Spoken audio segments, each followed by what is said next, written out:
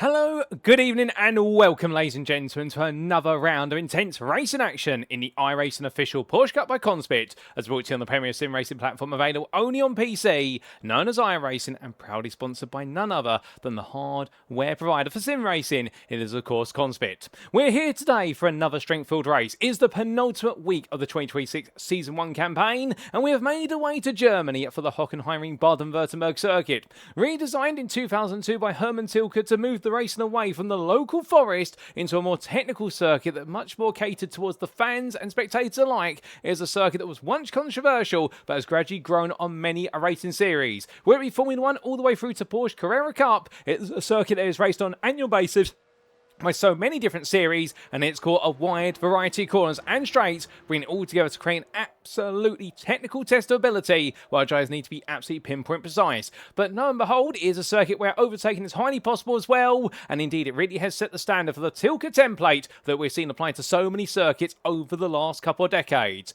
But as we get ready to go racing tonight, we welcome you all to this live broadcast from Circuit Side as you tune in on the one only place you can catch all this racing action, and that could be, of course, on YouTube. Go to youtube.com and search for Paul Walsh Productions or PWP, and you can be catching it all there live on a weekly basis. In terms of our schedule for tonight, times in Greenwich Mean Time, that's GMT, or Universal Coordinate Time UTC, from our regular 21:45 slot and that time zone, well, as we can see in approximately what will be around 4 minutes time, we're making our way to the grid for our 15-lap feature race event, and it is definitely going to be a sprint from start to finish, and who exactly will come away victorious, well, we're about to see, ladies and gentlemen, as we make our way into this week of racing. And without further ado, let's quickly bring you up to speed on all the racing that's taken place so far, particularly in the last week. As we can see, we've made our way around the globe, and last time out we've completed our time in the US of A with a double header in the state of Florida. On the 21st of February, we were at Sebring, and what exactly went down in the Florida State Circuit on the Hendricks Army Air Base? Well, we got to see over all the bumps an incredible race with a five-way fight for the podium, running the entire race and coming down to the last lap. And in particular, Hayden Bramley, the man who started second, was able to take the win in the end, taking it from Joshua Turnbull by the smallest of margins, albeit we also got to see a huge battle between him and also leader Elias Finoli later in the race. Indeed, it was absolute pandemonium. But Joshua Turnbull, whilst he did take that pole position by a 10th over Bramley, what followed was a back and forth race between him and Bramley, and also Elias Finoli got himself into the mix, and Matt Kendall at certain stages, but Turnbull was only able to hold on to second at the very end just a bit, with Lewis Goff coming on through. Having started the race further down the order and made his way into fifth, we very quickly latched on to leaders and played it quiet, and in the end he was able to sneak his way through for all the chaos on the final lap, albeit it was brilliant chaos, it should be said, and he was able to steal away the third place on the final lap and make sure he was on that podium. But it is the 28th of February, and we're here today at the Hockenheimring Baden-Württemberg circuit, and in a week's time we're making our way to Adelaide, a new circuit to the iRacing platform as the 2026 Season 1 update, and we'll get to see our drivers close on down the season in absolute style on the streets of Australia. As for our standings in the 2026 Season 1 Division 1 Championship, it's been the official iRacing standings. As we can see, we have a new leader at the top by only 2 points. It is Daniel Perez Sanchez, 2 points ahead of Oscar Bernson, and Alex Cowan a further, 89 points behind. It is so tight between the top three, and Nikolai Melder almost into the top three as well on 492 points. On the best part there, 29 ahead of Elias Finoli. Amel Karanovic sits in 6th ahead of Alan Rask, and then we do have Joel Marquardt ahead of Aaron Jones, with Michael Martins rounded off the top 10. But indeed, anybody right now could finish inside that top 5 come the end of the season, let alone on the podium and even taking the win. But as we look to our circuit for today, well, let's give you a recap of the Grand Prix layout of the Hockenheimring in its current state. A circuit located in the German state of Baden-Württemberg, 2.84 miles in length or 4.57 kilometers, depending on your preference of units, but what never changes is the number of corners, 16 of them. The first half lap, all about straights and heavy braking zones. The second half lap, much more technical test of medium and low speed corners, where it's all about finding a flow, a rhyme and a rhythm through the stadium sequences. However, plenty of overtaking opportunities around here, whether it be into Einfahrt Parabolica at turn number 2, the Splitscare hairpin at turn number 6, into Mercedes Arena at turn number 8, alternatively, if you dare, through turns 11 and 12 at the very end of the lap. And if we can expect 2 wide moments, are plenty as we do go racing at this German circuit. And a quick reminder of the rules, because we can't go racing without them. Setup-wise, this is the open setup version of the iRacing Porsche Cup by CONSPIT, where drivers bring a setup of their choosing to each and every race session. The grid will be set via a closed qualifying session, which is currently ongoing in the background, and will come to it shortly, and the race shall commence by a standing start as an edition of Porsche Super Cup Racing. Drivers shall receive a drive-through penalty if they accumulate 70 more instant points, gets 25, and they will be disqualified. But hopefully we don't see that today. What we do hope to see is plenty of brilliant racing, and so we make our way back to circuit side, and as we do, well, who's looking to be the quickest, and perhaps who's not looking as quick? Well, Adam Kotarski is currently the second fastest, but he's not as quick as Miguel Costa, as Alan Rascary will parks up there, and I think he feels as though the job is done to start fifth, albeit he in the end only half a tenth ahead of Guillaume Levesque, who comes across that line a bit earlier on and will cooling on down right now. But it seems like most of our drivers have already completed their laps. And we do have here none other than Gabriel Gadil coming on through for his final flying lap here. Currently the 18th placed driver in terms of his iRating for this split.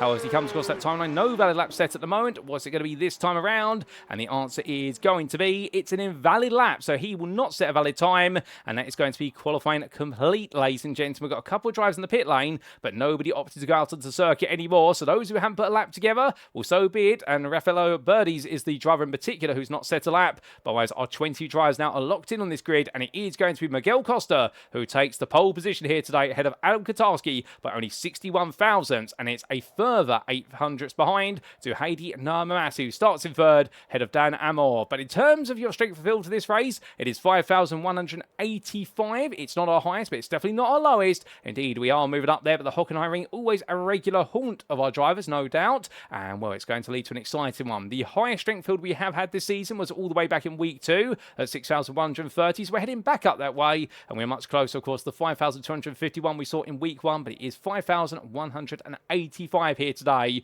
And we can see the mix of iRatings there on the left-hand side of your screen in the timing tower. We do have there none other than Miguel Costa above 10,000 iRating, almost at 11,000, all the way through to our lowest rated driver in the number 23, that being none other than Alan Saber there with an iRating of 3.6 thousand. But regardless of the iRating, the numbers only add up to one thing, and now they've got to prove it all on the circuit, ladies and gentlemen, because it's time for us to head to the grid and see how they all line up for a one and only race.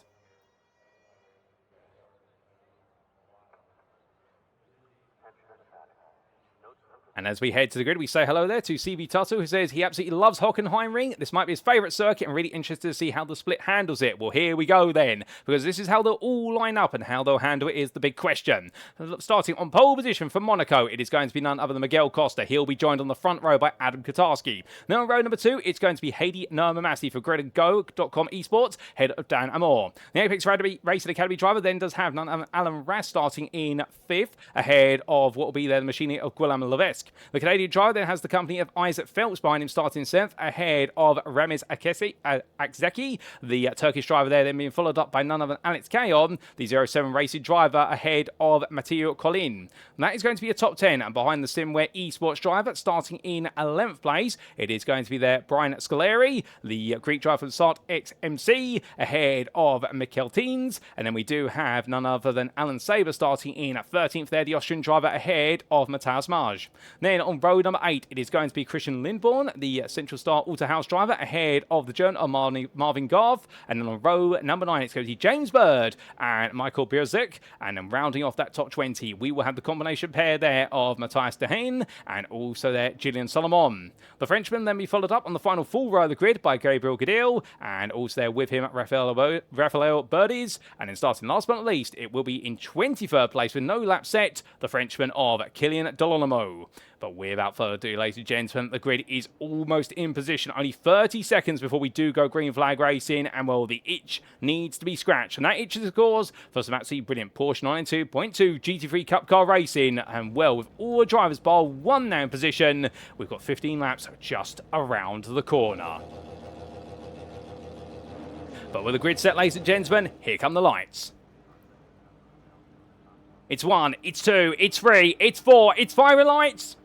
And it's lights out and away we go as quick as that as they roar their way down towards turn 1. Miguel Costa gets a good start. Kotarski immediately comes across, but look behind. Amor versus Rusk. Rusk back it off there, and we're Hayden Nurmamasi being pushed down the order there. In fact, he was the one who lost out versus Amor as they head up towards turn number 2. Well, right now, Mamasi's immediately going to go back on the offensive here, looking up the inside into the first heavy braking zone. He's going to go for it, coming out the corner. Meanwhile, the rest of the field now scatters its way in. It's 2-3 wider, plenty outside of the top 5, and will they all make it on through? But now coming down towards turn number number 6 towards the Spit Scare hairpin. You see a couple of the grid and go cars. They're all trying to push on. Alan Brass being surrounded by them as Isaac Phelps has moved forward. He's going to give Massey a bit of assistance there, as we can see behind him. Ramez Akseki also getting involved, but Akseki goes defensive there. So it's going to be Alex Cowan looking one way then the other, and into the brains on it all come here, and it's going to be a big check up. Car coming in very hot there on the inside. Contact to number 4. Alex Cowan being turned sideways there, and that's in contact with Marvin Garv. Garv then able to survive it. It's going to be 3 wide, 4 wide on the exit there for a brief moment, but they all just about survive the hairpin for the first time. And when Alex Cowan sticks to his guns right in the middle of the road, he does take 2 of the 3 places back, but he loses out to Matteo Collin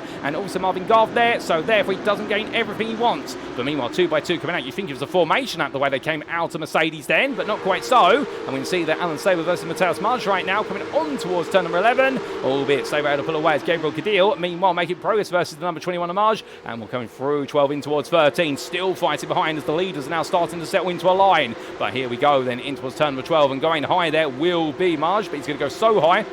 And then James Bird in the all-white car is going to look up the inside, but it's not going to work, so he'll now put him on the outside for the final couple of quarters, as we see at the very back there. Well, that's a battle building up, and that's Gillian Solomon, the Frenchman right now queuing up every car behind, as Rafael Bird is, meanwhile, having started with no lap set for Pulse Racing. Well, right now he's in 20 seconds still. He has not gained at all. But after 1 lap of race, oh, there's a car going round there. Who's that going spinning? I believe that might be, is that Hayden Mamassi? Yes, it is. It is Mamassi. It's all gone wrong for the number 8 driver, and he's told to pits. The bonnet goes flying there, and that's got the car of Brian Scolari, and Scolari's been caught up there. The number 10 driver, it's all in pieces, and his race may be over. But we're going to have to wait and see what exactly happened there when we come to a replay, because we don't have the full story at the moment, and we don't want to try and guess for a moment what happened there. But big drama, and well, as we come back to your leaders right now, well, there's going to be a move from Akseki looking at the inside of Rask here. These two, of course, have had already elbow exchange on lap number 1, let alone lap number 2. Another tap between the two of them there, but they'll get away with that one. Meanwhile, further back, it's still 2 by 2 here, going through the hairpin. A couple of drivers are trying to go wide. One goes round. That is Dahan. And well, in the end, oh, there's contact there. In fact, that was not Dahan. That was Matthias Dahan being clipped there by Gillian Solomon. And then Solomon had gone around. And unfortunately, Dahan was able to be caught up there. And well, that seemed the change of the 2. But meanwhile, change of foot here. James Bird up the inside of Matthias Marge. With Bizet and Saber still fighting as well. My goodness me. They do realise they've got another 13 laps to go after this, right? This is the second lap. This is not the final lap. They're still fighting absolutely 2 from now here. But you can understand why everything's on the line for these drivers. But it's going roaring through turn 11 in towards 12 right now, where Bizek is going to fall back there behind Saber, and Saber will get himself a little bit of breathing space to work with. But still, there's no rest of the wicked, as they say. And right now, Miguel Costa leading this race. But you can see that Katarski and Amor closing up to him. Dan Amor on the offensive now, after finally getting clear of all the chaos of the opening couple of laps. He's settling in, and we ride on board here with your 3rd place driver right now in the number 2. And we're chasing after Katarski, and both of these drivers, of course, in the 9,000s of iRating. Some of the very best out there, of course. To be above 10,000 is to be in your own world in a way, but being at 9,000, that is no slouch, I can tell you that. And indeed, right now, that's what these top split races do. They really bring out some of the very best in our drivers. But I'm all right now on the attack here. Can't quite find a way through turns 2, 3, and 4. Has to sit in the toe. But of course, Katarski will pick up the slipstream of Costa in front of him. So therefore, there's going to be no real change at the moment. Unless one tries to run a little bit less rear wing than the other, then we might see a bit of a delta. But as it's all equal, this is a high downforce circuit, so you would expect them to be running quite a lot of rear wing by default, given the nature of the corners. But anyone who can sacrifice a little bit of rear wing may be able to get away with it. But meanwhile, 3 wide there further back. This is the battle going on for 14th. It's going to be a big pinch there. Marge right in the midst of it all. Does he survive it? They all do, just about. We can see a cheeky look up the inside there from Mikkel Birzek, and he's going to try and go for another move there. Here's your number 13 driver. Gets on the inside into 7. But it's not going to work out now. Puts him on the outside of 8, and that's going to give Marge the opportunity to come back at him, as meanwhile, we're on the 1-3. In fact, that is Alan Saber going back up the inside of him. I do beg my pardon. And Matthias Marge, meanwhile, at the very back of this. But it's a big mistake there from Michael Birzek. Taking too much of the sausage curve at turn number 10. That's going to send him wide, and he loses all the places he almost gained. Well, how about that? Not the way he wanted it to end, but definitely for the checkmate machine. A very good attempt at it, and he always managed to make it checkmate in his favour. But in the end, he pushed himself into a corner. As these drivers come through, well, he's definitely getting fighty. As we do see at McKill Teens, meanwhile, has got James Bird behind. And well, the silver and white machine being chased by the all-white, no sponsor car at all. And James Bird right now definitely challenging in what is Braun GP machine, minus no green inlay on it and no sponsors whatsoever. We're coming down towards turn number 1 right now, where we can see Gabriel Gadil a bit further behind, leading the next pack of cars. It does seem as though the field is now starting to fan out to a degree. As we do say hello there to RP Corp, who's glad to tune in, and we're very glad to have you with us as always, good sir.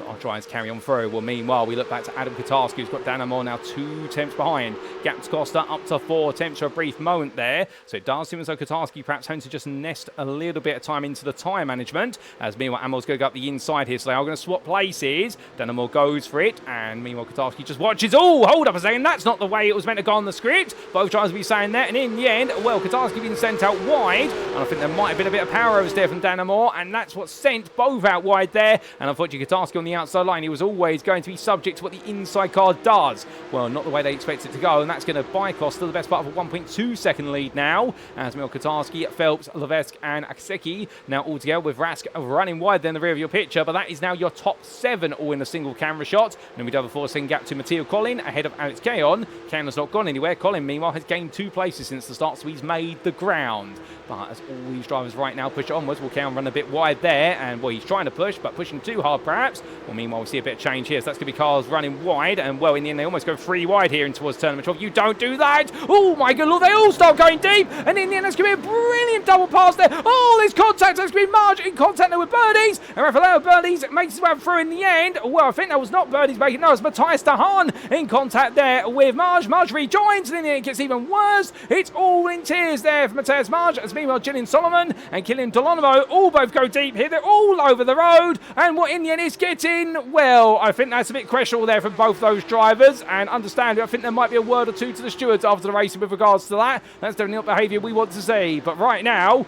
well, I can tell you one thing, whilst it was very elbows out there and very red-tempered, the red machine, the number 13 of Mikhail Birzek, was able to find a way up the inside of everybody there. That is the steal of the century, and if he's a bank robber right now, wouldn't be surprised if he was going to take on his local bank tomorrow, because that is a steal and a half. But meanwhile, we do come back and so what is Matteo Collin battling side by side here with Alex Keon, and Keon going up the inside there for 8th place, so he finds a spot. Meanwhile, Christian Lindborn behind, he's still fighting with none other than James Bird. These two continue to go toe to toe. Nicole Teens has fallen back to a degree, and wants to come in towards Mercedes this time. It's going to be too wide onto the brakes. However, Bird is not going to give up here. Lindborn, meanwhile, on that outside is going to have to give way and does not want to fight it too hard. There has been change of foot at the front of the field, it should be pointed out. Isaac Phelps has got ahead of Kotarski. That's happened at Mercedes, and therefore Phelps now up into 3rd, Kotarski down to 4th, and then we do have Levesque and Akseki still behind, with Rask being brought along as part of the party.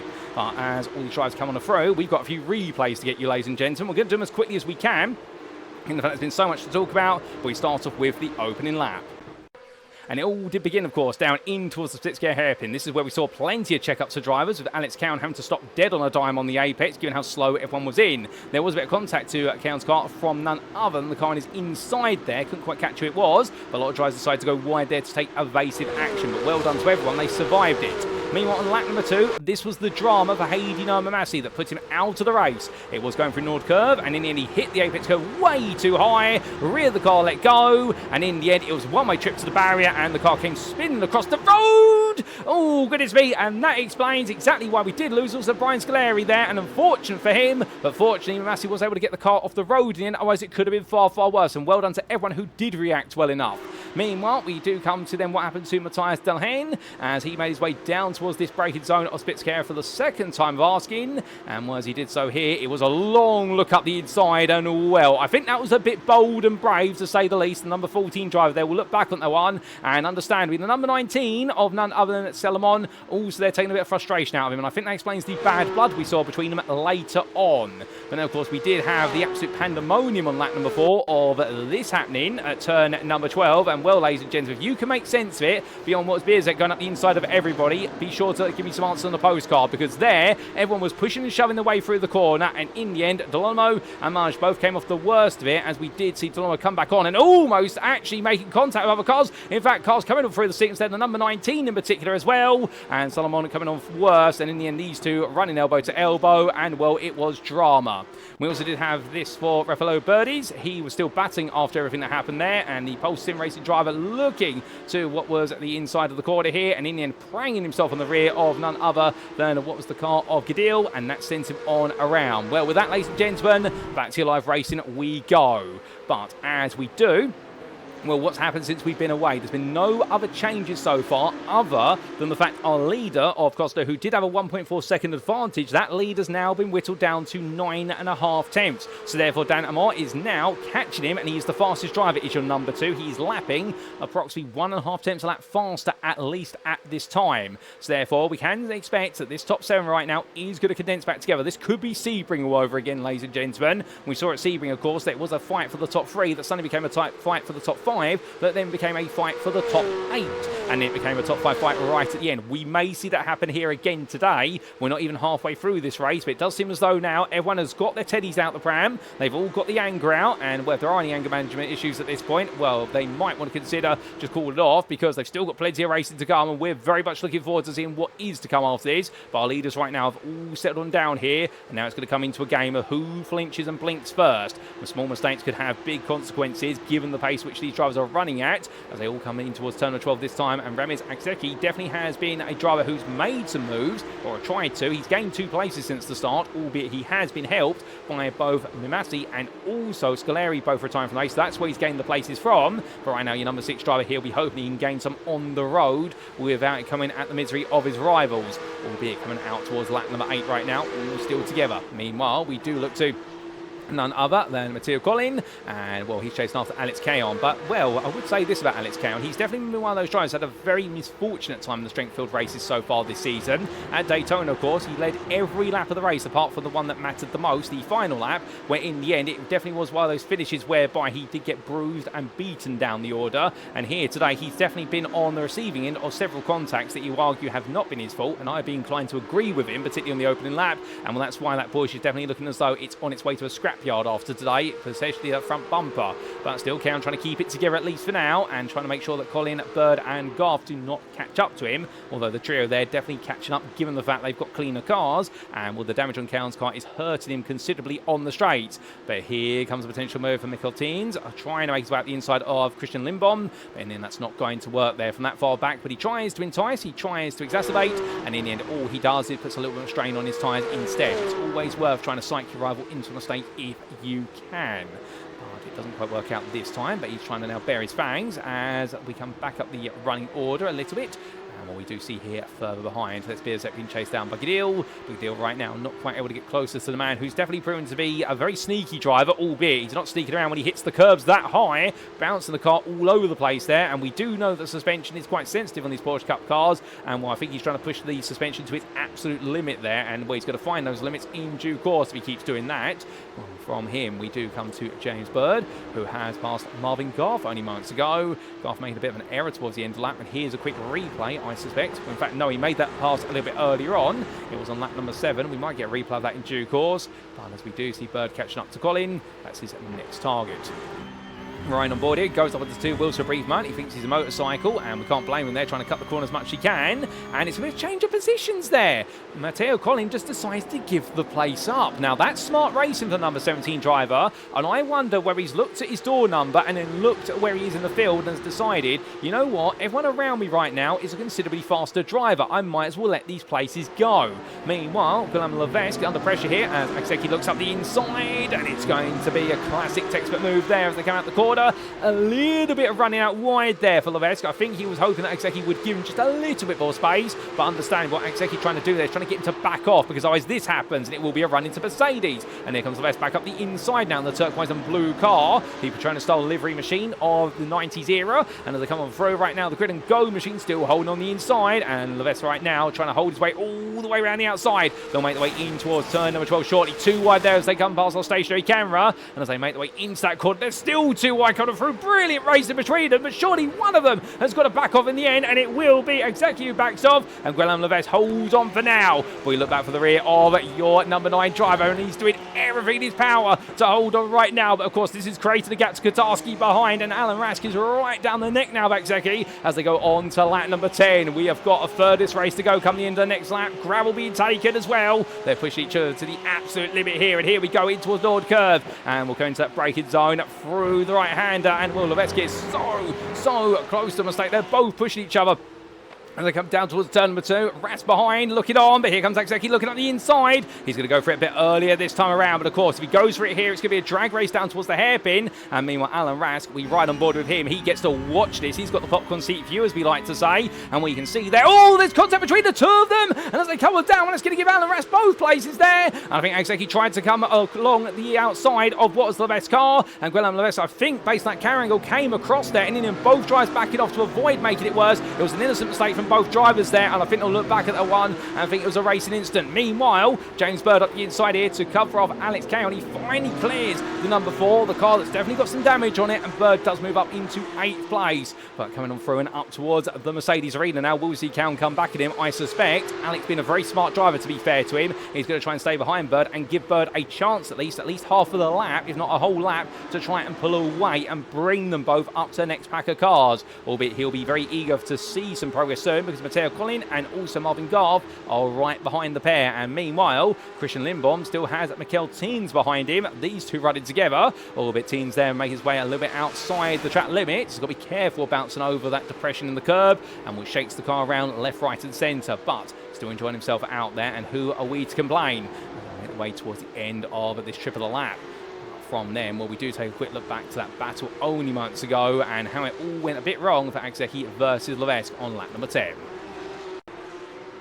So this was coming all the way through, and what we will see is that your two drivers in front, here they came on down the parabolic curve.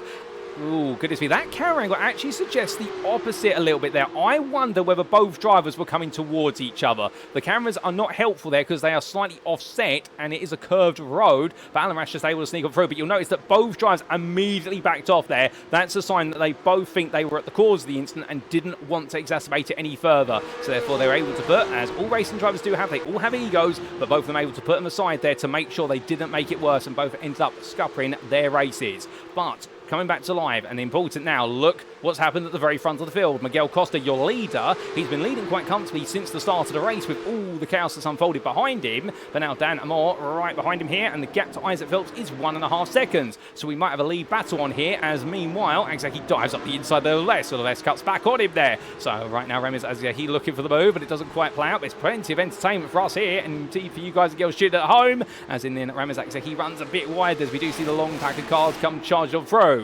But meanwhile, coming back to those leaders, well, Costa right now trying to hold Amor off, but I wouldn't be surprised if your number 1 and number 2, they've almost formed a bit of a silent contract between them, which is we're not going to fight until the final 2 laps because we don't want to bring anybody else into our party. And well, it's understandable there, because the more you fight, the more time you waste. And well, in Miguel Costa's case, you could theoretically try to back Amor into Phelps and then subsequently Kotarski and bring the whole party back in, but the risk you run there is you make one mistake and you lose one place, you may actually lose several. So it's a risk that you don't always want to take. It's risk versus reward, as they say in motorsport, as they come charging on down towards that braking zone at turn number 2. Amor a 10th closer this time, so Amor is moving forward. However, I think this is right now him more probing as to where he can go for the move rather than intending to make it. If the door's wide open, he thinks he can do it, he will. But I think right now this is just about posture and making sure that he doesn't pressure Costa too hard, but he keeps him right there in his sights, because they come down towards the hairpin.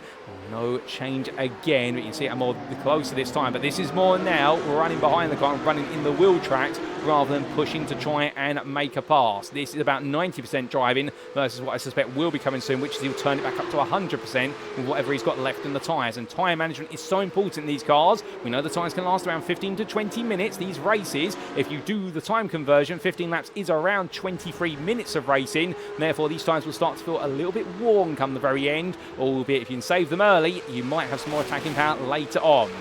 As these drivers come in towards the second stadium, we can see here Guillaume Levesque ahead of Ramiz Akseki still, and Alan Rask is not going to give that place back anytime soon. Those two have cost themselves the place to him, and Rask right now trying to hold on to that 5th place for as long as he can. But it's really all the fighting out inside the top 10. The only other close fight we do have building is the fight for none other than 12th place between Mikkel Teens and also Lindbaum, but however Christian Lindbaum is still half a second behind. So therefore we'll stay transfixed to the top 5 until further notice, although we are also keeping an eye on this trio here of Bird, Keon and Colin. They're 8th through to 10th, and they do have a 1.3 second gap to Marvin Garth, who has fallen back a little bit, and I suspect right now is struggling with some tyre degradation. But onwards they come up towards turn number 1. And good to see so many of you enjoying the proceedings here. As we do say hello there to Brad Walker, who of course was in our GR86 Cup race earlier on today. We Strengthfield broadcasted that as well. And well, good to see you with us, Brad, and I hope you're doing well.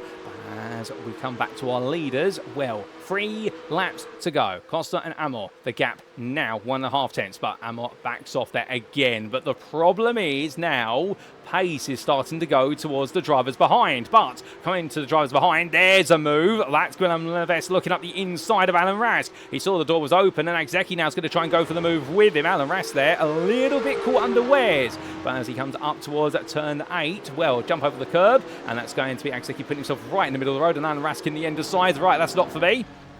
As you ride on board here with your number 12, and we're coming through turns 9 and 10. Well, he's been caught out, and now he's got to find a way to catch back up. Albeit, I wonder if he thought it might have been temporary, given the fact he was able to sneak the places off of both of them when they both had a bit of contact. But Leves and Agzeki right now back to where they want to be, and are trying to leave Rask behind as quickly as they can. Albeit, is it going to be easy to do so? And then can they put their rivalry behind them for at least a lap just to buy themselves a bit of time? Wait and find out, because coming down in towards turns 15 and 16 through the Sud curve right now, you can see all these drivers trying to make sure they keep 2 balls in those white lines as much as possible, but they will literally take those balls all the way to the white lines and beyond where they can. They want every thousandth of a second here as they head on to the penultimate lap. Through Nord curve, Rask goes, and we leave the onboard as he takes a lot of apex curve, bounces the car around there. That does not help his pace whatsoever. Meanwhile, Agzeki up the inside now of Leves. They swap the placing around here, but Leves knows there's a long straight to come, and that might be where he's able to get the job done in return. Leaders, Miguel Costa and Amor, here they are. 2.5 tenths is the gap. It's closing on down, but Dan Amor that last time around coming out of parabolic curve, but it's not been as quick. And indeed, I think right now this is becoming one of those situations whereby has Miguel Costa been tyre saving so much that he's feeling a bit safe. Well, we'll wait and find out, because meanwhile here comes Agzeki up the inside of the vest. Well, through the hairpin. It's going to be too wide on exit. A little bit of power oversteer there for the Canadian driver. And the Turkish driver, Agzeki, does move ahead. So they swap. It's now 5th place around Mr. Agzeki for gridandgo.com esports. Can he hold on? Because he's going to have one more lap of this to do. And Alan Rask just watches right now. And I think he's thinking to himself, why don't they take each other out again?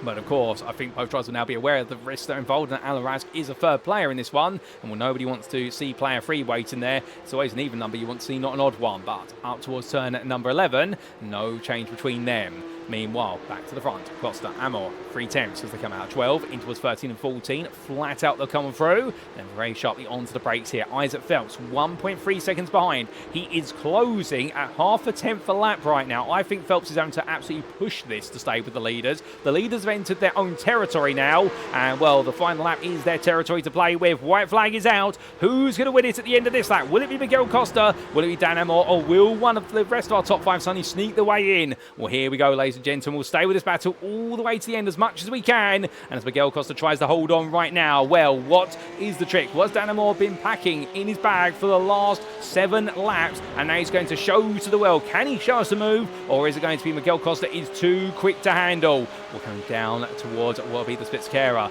It's what is 2 tenths and closing. It's now down to a tenth. Costa goes defensive immediately here, all the way to the inside. So looking down the outside for Dan Amor. He does have the overspeed. He's got it on the brakes, but he's got a wider line to take here for a very sharp hairpin. So they come too wide. Amor runs out wide there to give himself the space to rejoin. No slowdown, just an off track, but he's got plenty of instant points banked up. Coming up towards Mercedes, and Costa going defensive there initially, but this will put him on the inside. He just about stays ahead there towards turn number 8. Dan Amor had to back out. He had to make a gamble. He's going to go for the switchback, however. Is it going to be quick enough here as he comes in towards the corner? No, he's on the outside as he does have to take a little bit of avoiding action there. Or as they would have touched as they come down towards turn number 11. Well, right now only 5 quarters to go here, and Amor absolutely on the attack. But the problem is he's lost some momentum as they both run out wide there. Amor taking all the gravel with him. He wants all the speed here. He's going to use all the off tracks he's allowed to use at this point. Tactical off tracks, they're much like real life racing. And coming out of 12 in towards 13 and 14. Costa holding on. He's just got another 2 quarters to go here. Amor looks up the inside, but it's too far back. It's not going to work. And for Miguel Costa, as he comes out the final quarter, it has been a race that is controlled. And in the end, he's mastered it. He will win here at the Hockenheimring in Baden-Württemberg. Header Dan Amor Dannemore and Isaac Phelps to complete your podium. It will then be Adam Katarski in fourth ahead of Ramiz Akseki, who does complete the top 5 just ahead of Guillaume Levesque and Alan Rask.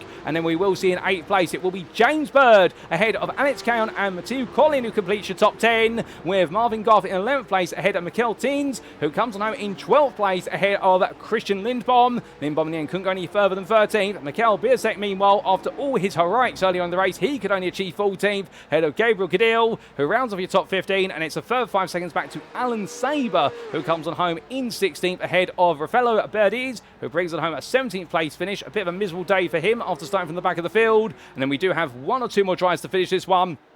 Give them all a round of applause. Here is Kylian Delonimo, the Frenchman in the end, who spent a lot of time in the grass in the opening 6 laps, but he does come home on the lead lap, and then it will be 6 laps down after the repair work to the car. But to be fair to him, after being caught out by what was the wayward car of Hayden Mamasi, he didn't have time to avoid it, but it's great to see the Sart XMC Greek machine of Brian Scolari coming home for what will be 6 laps down, but still 19th, and you always want to finish your races no matter what, because of course the fact it does help you maintain your rating, but also there's always a little bit of pride by seeing the green flag all the way through to the checker flag. And well done to him, whilst he is 6 laps down. To be fair to him, he does see the finish. So it will be a 19-car finishing pack, and it will be Brian Scolari at the back of it. But as it all tries cool on down, and Guillaume Levesque here does another lap here. He's trying to show somebody he still has the fuel to do another one. He still wants to go racing even more. Well, the race has concluded. We can promise you that. Let's take a look at those race results, subject to Eddie Stewart's inquiries. And as we can see, after an incredibly intense 15 laps of racing here today at the Hockenheimring Grand Prix circuit in Baden-Württemberg in Germany, well, for the Week 11 strength field race on the 2026 Season 1 campaign of the iRacing official Porsche Cup by CONSPIT, it was Miguel Costa who held on, and in the end, the driver from Monaco absolutely delivering by 6/10 ahead of Dannemore. The Apex Racing Academy driver, he picked the right approach to be able to close up to leader, but going for the move at the Spitzkehrer hairpin, he lost momentum there. He also lost momentum trying to go around the outside at turn number 10, and in the end, he couldn't quite find a way through. But still, the Briton will be joined by his fellow countryman of Isaac Phelps, the privateer, who did complete the podium. Adam Katarski was a further 1.2 seconds behind in 4th, just ahead of Ramiz Akseki, and then we did see Guillaume Levesque lose out in that battle for 5th, but what a fight for 5th it was between him and Akseki, but he did have to settle for 6th. From the Canadian drivers, then Alan Rask, who snuck his way past, but in the end didn't quite have the pace to hold on, so he settled for 7th, ahead of James Bird, who in the end was able to find a way past the wounded Alex Caon, with a 07 racing driver from Italy in a damaged car, a very heavily damaged car, still able to hold on to 4th. Mathieu Collin has finished in 10th there. The Belgian driver for Simware Esports ran off that top 10 by the tune of what was almost 2 seconds ahead over Marvin Goff. The German driver being followed by his fellow countryman of Mikkel Teens. And then we did see the Central Star Autohouse machine from Australia of Christian Lindbom in 13th, ahead of the Polish driver of Mikkel Biersek, who definitely put on some of the moves of the day today in the number 13, ahead of Gabriel Cadil. 16th went to Alan Saber ahead of Rafaelo Berdiz. And then we did see a last lead lap finisher there of Kylian Delonimo ahead of Brian Scolari, the Sart XMC driver. Whilst he was 6 laps down, he did see the finish. Unfortunately, it was not a finish for Matthias Dehen, nor was it a finish in the end. It was a non-finish instead for Gillian Solomon, and also there for Matthias Maj, and also Heidi Namamasi, our driver who had that big incident, of course, on lap number 2, coming out to Nord Curve, and the first retiree of the day. So 23 starters, a grand total of 19 finishes, 18 on the lead lap, and as quick as that, ladies and gentlemen, the circuit falls silent here in Germany, and that concludes our strength for field race for today. What a race, no doubts about it. Absolutely intense. Definitely a bit red-tempered in what was the first couple of laps. I think a few drivers will be looking back on this one thinking, did we really need to do that? But we also got to see as the race went on was some absolute classic Porsche Cup racing action, and one of the beating hearts of the Porsche Super Cup series here in Germany. And in the end, Miguel Costa proving just too quick to handle for Dan Moore and Isaac Phelps in the end, but still well done to all 3 of them of finishing on the podium. With that, ladies and gentlemen, as we get ready to wrap up, well, we do owe you an opportunity to tell you a little bit about our title sponsor for this series, and that, of course, is none other than CONSPIT. If you are looking to take your sim racing to the next level, then why not consider CONSPIT? As the pro driver's choice of sim racing hardware, CONSPIT offers one of the most comprehensive lines of hardware products to sim racers around the world. Whether you're in the market for wheelbases, steering wheels, pedals, peripherals, or rigs, CONSPIT's extensive experience in the motorsport industry means every one of their products is fine-tuned for success at the highest level. But do not just take our word for it. We're brand ambassadors including 2022 Grand Prix Macau GT Cup champion Luo Kaliu, 2022 Porsche Carrera Cup Asia champion Liu Ye, 2022 Chinese Touring Car Championship champion Rodolfo Avila, and 2023 GT World Challenge Asia GT3 AM Cup champions Climax Racing. You shall be in pole position for victory when you invest in CONSPIT's hardware. If you'd like to know more, be sure to head to conspit.com today.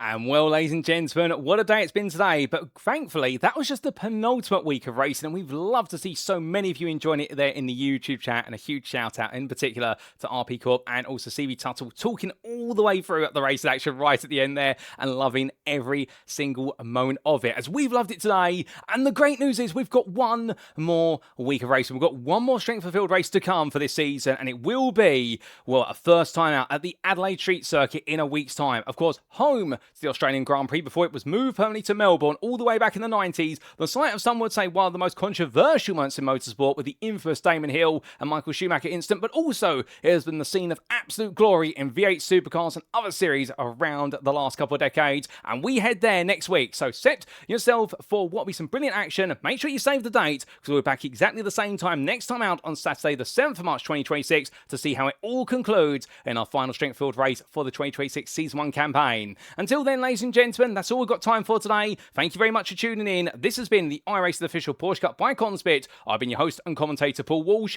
and until next time, remember to stay safe, stay well, stay smiling, and most importantly, remember to stay on track. Good night.